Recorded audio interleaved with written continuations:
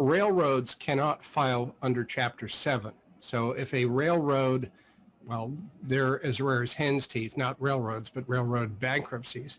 If a railroad wants to do a bankruptcy and liquidate its assets, it can do so under Chapter 11. So most of the time in a Chapter 11, there's a plan that is for reorganizing the business.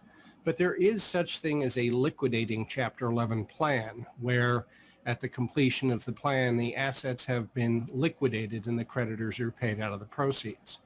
So for whatever reason Congress chose, it has excluded railroads from Chapter 7 protection.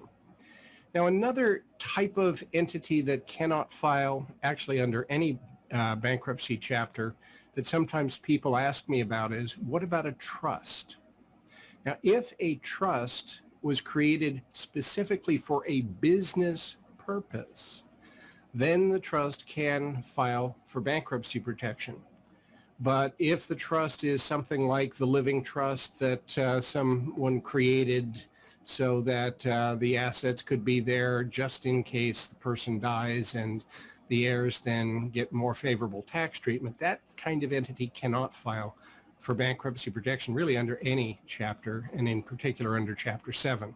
But railroads are the big carve out. They cannot file under Chapter 7.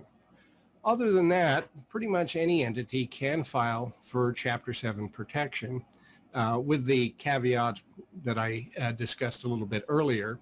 If there are no assets to liquidate, a business should not file a Chapter 7.